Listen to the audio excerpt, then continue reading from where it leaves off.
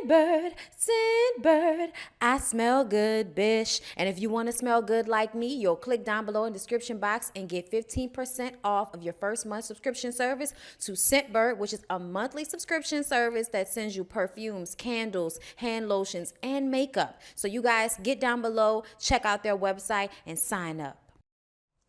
Hey everybody, what's up? It's your girl Bondy Blue, and I am back. Yes, I am finally back for an Iyanla Fix My Life, y'all. It is Sunday morning, all right? And we're going to give it to you. Now, if you guys have not checked out my I Quit My Job video, you should definitely do that. And because of my newfound freedom, I am offering $50 off the setup fee, okay, for my credit repair service. All right, I'm doing this because I feel like it is time to move on like Maya, and it's time to put my energy into things that I'm doing for myself, which is my credit repair business. So if you want to support me and you need help fixing your credit, hit me up on my email, bondy.brittany@gmail.com, and we can talk about it. All right, now that I've said that, let's get into Neffe and Shelby because they came back. Okay, Neffe and Shelby was already on the Iyanla Fix My Life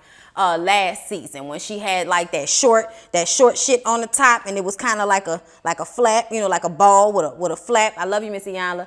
But I'm so glad that you got your hair to grow out, and now you got the little ponytail and the the braids coming down, cascading, and it's giving me everything. Okay, just really in my soul and eye area, I feel relieved. So yeah, Neffe and Shelby again. When they first sit down, Iyanla asked, did she do her homework? Did she finish the assignments that she was given when she left Iyanla the first time? Of course, the answer to this is no, because if she had, then we wouldn't be here right now with Neffe and Shelby Part 2, okay?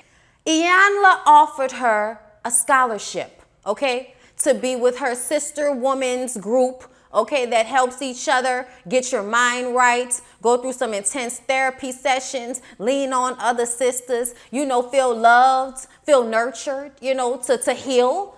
And she didn't take advantage of that scholarship. She did not take advantage of that situation at all. She didn't do any of her homework, but yet here we are asking for help, okay? In the conversation, the 2-hour conversation that she has with Iyanla, she discusses the fact that she and Shelby's relationship is non-existent. They are not in a marriage, all right? They are in a cohabitant situation, but they are not in love. There is no sex. And because of that, Neffe has been talking to other men, all right? And at dinner last night, drunken and loud as shit, he's all the way downstairs, yet he can hear her screaming to the top of her lungs about some dude who told her that he couldn't mess with her, and for some reason that made her want to suck his dick. And she said that out loud in a restaurant in front of people, and also Shelby heard. Now, Shelby says that he doesn't want to be with Neffe anymore. He's done, okay? That's what he says. But then he got very upset when she said that shit at the restaurant, and they had a blowout, okay? So here we are today, and she's already been acting a fool. His anger has already been incited. How are we going to go through therapy when it's obvious that y'all are still very much in the middle of being real fucked up, okay, from what I can tell? Also, what we found out is that Neffe is bipolar. She doesn't accept the diagnoses. She doesn't take any medication, and she was only doing therapy for about, 4 or 5 months before she decided that she didn't want to do that anymore. She says her insurance wasn't going to keep paying for it, but I kind of feel like that's bullshit because I feel like there's so many different avenues that you could go to so that you could be able to continue therapy. All right, there are counselors, there are people who can help you, but I personally feel like Neffe is bipolar and refuses to accept treatment and refuses to accept help, and then she self-medicates, which she didn't know the definition of that until the doctors told her no. It's when you've been diagnosed and to do what we don't want you to do which, we want you to take the medication. You don't want to take the medication. So not to do that, you drink to cope. And by doing that, you are self-medicating because you're trying to take yourself away from your main issue. And she's bipolar. And I think that she is having a hard time understanding that, because I think part of that makes her feel like she's like her mom. And y'all know when women have issues with their mom, the last thing they want to do is be a representation of that. She doesn't want to be a representation of her mom, because we all know her mom has her issues and her drug past, which makes me think that that might in some way be linked to a mental disorder that her mom might have. Either way, being a crackhead is definitely a fucking sickness and should be treated as so. And it is a problem. It is an addiction, but it is also something that at some point you choose to get into. All right. But that's the way I look at Neffe with the drinking. You know that's not going to help your situation. You know it only makes you worse, but you continue to drink and make an ass out of yourself in public. And I feel bad for Shelby, but at the same time, like Iyanla said when she addressed him, is that he's a glutton for fucking punishment. That's why you still with her. And some people are like that. I can remember when I was a teenager being young and being in love with drama. Liking to see, all of these explosions happening all around me like a little fuck shit of a bitch. Like, I'm just saying, like, I was addicted to drama, not in a way that I wanted to hurt people, but that I like the fight. I like the fight in relationships, all of that shit. So all of that, abusive shit that I might have gone through in relationships, for some reason that shit was exciting to my crazy ass, okay? So I want y'all to understand that I understand that mind frame, but that's also an immature mind frame. And as I became an adult, I got tired. I got severely tired of fighting with people all the time, of relationships that did nothing but drain my fucking energy and my soul. Do you hear me on this Sunday morning? Excuse the profanity, but understand me. I had to let y'all know it was real. Okay? It was real. So when Iyanla did sit down to talk to Shelby, he's in the middle of explaining his feelings about what happened that night with her screaming that shit out.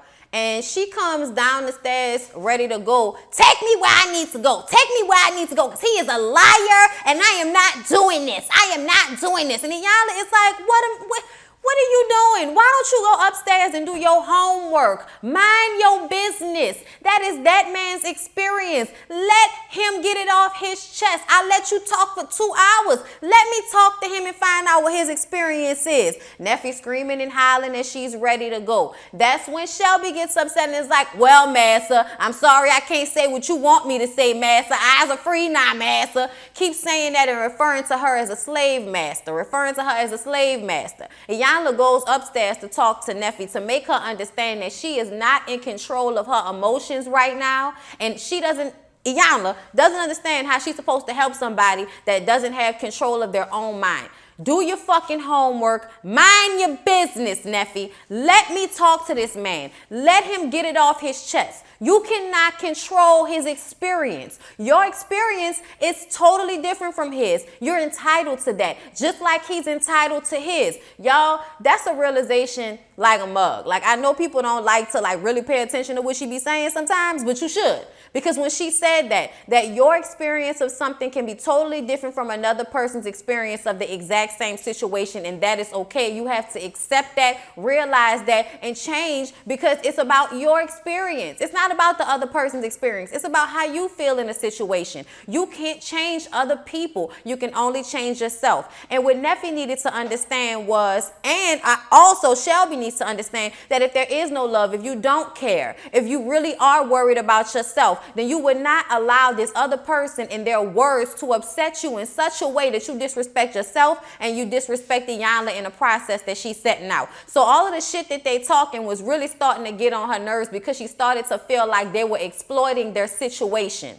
And she went outside and talked to Shelby because he had to start smoking a cigarette. And I was like, nigga, are you trying to die of cancer? She walked outside and was like, that's why you got ulcers right now. It's not because of her. It's because of you. Because you like being upset. You done went from being depressed to being angry, and you like to be in that place. He wouldn't even look at Iyanla while she was reading him for filth, okay? Because she was really letting him know, as much as he wants to blame Neffe for his situation and how he feels and her treatment of him. He's dealing with it. And that's something we all need to understand. You do not have to be in any situation that is causing you grief, whether it's jobs, relationships, friendships. If people are toxic to your existence, well, God damn it, walk away. Walk away, because at the end of the day, you cannot be for anybody, including your children, what you need to be if you can't be that for yourself. People don't like to accept that because they like to, dive in front of fucking bullets all the time to keep their child from missing, lunch or some shit. And I just feel like there's a gray area where you can step away and do what you got to do for yourself, which means separating yourself from your relationship with the mother of your children without necessarily giving up responsibility of your children. Because he kept saying that he just needed to stay with her to get his stuff together so that he can just live with her so he can get his stuff together. And if he could still be there for his children, then by all means, he would be less of a man if he left. That's what you tell yourself so that you can stay in this situation. You can live in another place and still be there every morning to help your kids get up and go to school and pick them up from school. You can still be that parent without having to live with Neffe, sir. Okay? So I personally feel like already you can see that he refuses to accept his own responsibility in his misery. And they've now become dependent upon each other in a way of it's comfortable to be in this fucked up situation. And I think at this point, Iyanla was like, y'all are exploiting this situation. Y'all are not listening. You said you wanted help. I've already helped you. You didn't want the help before, and now you come here and you're not open to the process. I can't deal with y'all, okay? She goes back to him because she went inside. She went inside and then she came back outside and she told Shelby, you know what? You don't get to refer to a black woman in front of me as your master, as a slave master. You do not get to do that. For my grandmother, for your grandmother, you do not get to do that. And y'all, I felt that down in my spirit, because if there's not one thing that aggravates the shit out of me is when black men look at black women like somehow our control of them is in a way of a slave master. You don't know what the fuck a slave master is if you think slave masters cook, clean, fold clothes, and fuck you. That's not how that goes. Okay? That's not how that goes. I'm just saying in most stereotypical situations, men will say this shit, but still laying up with a woman, still eating her food, arguing every day, but still like, you ain't put my clothes in the wash machine. You know what I'm saying? Like on an everyday thing, niggas will look at a woman as some type of lockdown situation because they can't go fuck everybody, but when they were single, they wasn't fucking everybody. It doesn't make any sense to me. Okay, so I hate that whole little scenario of looking at us as some type of slave master because we ask of more, we want more than some of you niggas are willing to give. But if you want to go through life giving nothing, then don't be with anybody, okay? Don't be in a relationship and then get mad when you're asked to do what is required to make the relationship work. That shit is ridiculous. So she told him that she was not accepting that of him, and he needed to apologize to Neffe for saying that shit because their relationship is in no way indicative of what a slave master-slave relationship looks like, okay? Even with rape involved, it is not the same thing. He chooses not to give up the dick. He said that himself. He chooses not to touch her. He chooses not to mess with her because he's done with her, yet he all in his fucking feelings because she won't let him have his say. Don't be in your feelings. Don't be in your feelings about her talking to another guy if you really don't care anymore, Shelby. You know what I'm saying?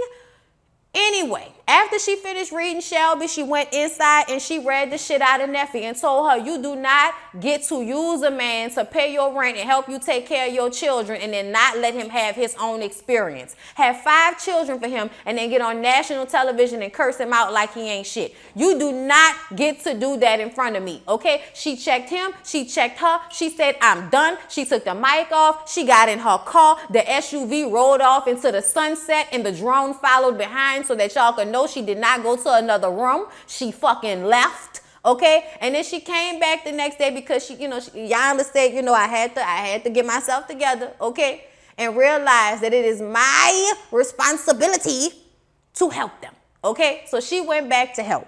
Iyanla sits down with Neffe and asked her, what did she learn from the day before? Neffe says that she learned that she feeds into the negativity and that she also makes the environment between she and Shelby toxic. All right. And that they just really toxic for one another. She said that initially, but now admitting that she plays a part and feeds into the negativity in such a way that makes it hard for them to have peaceful moments, because she won't stop and then he won't stop. And he, I think in a way, because she was used to beating up on him, now that he's not giving her that, she's even more enraged. And now she's trying to play the victim in a way. I read that all over her. Yana didn't say that's what she was doing, but I felt like that's what the fuck she was doing when you listen to how she did her whole little intro to why she came back, because of who Shelby had become. Shelby has now went from being depressed and sad to now being angry, which are the stages of depression. He gonna get out of it eventually, hopefully, if he knows any better. But it seems like maybe he won't after, we read what happened at the end, which we'll get to that in a minute. But like I said, Iyanla was talking to Neffe and said that she realized in yesterday that she is not in control of her emotions. She is not in control of her mind. And until she accepts the diagnoses of bipolar and deals with that, she cannot be helped by a life coach like Iyanla. Iyanla is a life coach. She is not a psychiatrist. She is not a psychologist. A psychologist? Saying it wrong. You know what I'm saying? She is not a psychologist. She is not a psychiatrist. She is a life coach. So she can't give Neffe what she needs right now. And she needs to get more help. Then she goes and talks to Shelby and lets Shelby know that he needs to go to therapy to really unpack all of the things that are wrong with him. He's bringing in child rape. She's bringing in abandonment issues and the fact that she lost a baby. Like they're both going through such traumatic things that they are refusing to deal with. And instead of dealing with them, one is giving himself cancer and sticking around for the bullshit because he don't know what else to do with his life. And the other one is drinking her sorrows while letting anger eat up her spirit. Like it is the environment that 5 children are being raised in, sometimes in 1-bedroom motel rooms. Like the realization of what those children must be going through with these 2 totally, emotionally irresponsible parents.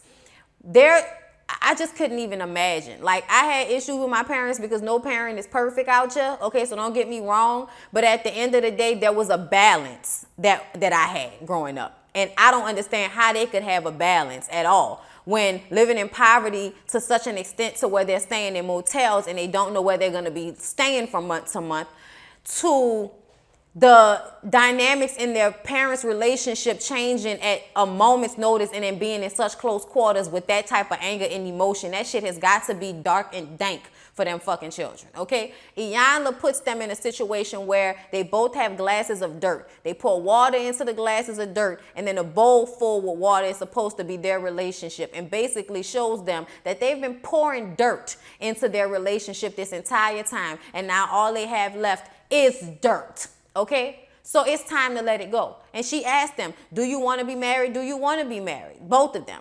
And the person whose answer we hear Shelby's answer. His answer is that even though he loves her and he always will, he cannot be a husband to her until he fixes the issues that are going on with him. So we have an understanding that this marriage is over. They apologized to one another about everything that's went wrong in their relationship, what they felt they were responsible for in the downfall of it all.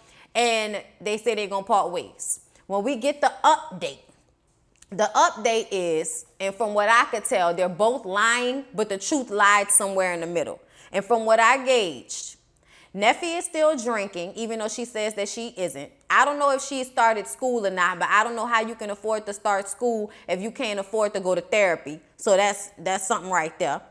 She says that Shelby is still in the house, even though Shelby says he's moved out and he's in the process of getting a divorce. She says that he doesn't want to sign the papers. So I feel like he hasn't moved out and he doesn't want to sign the papers, and she's still drinking. So their situation is pretty much the same. Once again, doing what Iyanla said they would do. You ask for help and then you don't take the help. You ask for help and then you don't take the help. At some point, and I notice that a lot because sometimes I get letters from people that are the same. I can't keep giving people the same advice over and over and over again because it's just advice. At the end of the day, it is your responsibility to take control of your life, to take control of your situation, and be brave enough to look at yourself and figure out what needs work, what doesn't need work, what needs to change. Like, you have to be able to make those decisions on your own. I can't help you. Iyanla can't help you if you don't want to help yourself. You know what I mean? So I totally understand I'm sorry, y'all, my words. I totally understood that this episode was to showcase to people who question her process that I could give you everything you need. And most of the time, we as people have everything we need. But for some reason, we still can't complete the task. And that's because we don't really want to. And that's what the realization was. And I think it was a really good episode of Iyanla. I really enjoyed it. I'm so happy that Iyanla is back. And it's just crazy that it's back on this first Sunday of me being free. Okay, Jesus. All right, look. I feel great this morning. I hope that y'all feel great this morning. I hope that y'all go into the rest of y'all week feeling great. I'm hitting y'all off with as many videos as I possibly can. Okay, there are going to be so many videos coming out between today, tomorrow, and Tuesday because there are so many shows coming on today. You know, Iyanla, you know, I'm finishing that up. I want to do Black Klansman for you guys because we went to the show to see that. Insecure is coming on. I have to watch Power, Real Housewives of Potomac, Basketball Wives, Before the 90 Days, all comes on tonight. So we got a lot of stuff to review. I hope y'all will come back. I hope y'all will check out all of these reviews, especially if these are some of the shows that you guys really, really watch, like Insecure and Power and stuff. So I appreciate y'all. I hope that y'all have a blessed day. And I think what we can learn from Fix My Life this episode was to take responsibility for your own life and for your own emotions. And I think that mirrors my current situation. So I have a real appreciation for that because ain't nothing like a good sermon that reflects your situation. All right? I want y'all to stay blessed, stay positive, recognize when you are being the negative person in a situation. Sometimes it's okay to just be like, you know what? I'm doing the most. I'm fucking up. Shut it down and back out the situation. Just take responsibility for you. You don't have to take responsibility for somebody else's pain if you feel like you didn't contribute to it, but be real enough to say, hey, I'm doing the most. I know I'm doing the most. I'm going to gauge. I'm going to back the fuck up. You know what I'm saying? All right? That's what we learned. All right? So y'all be great today. I love y'all. I appreciate y'all. And I'll see y'all in all the rest of the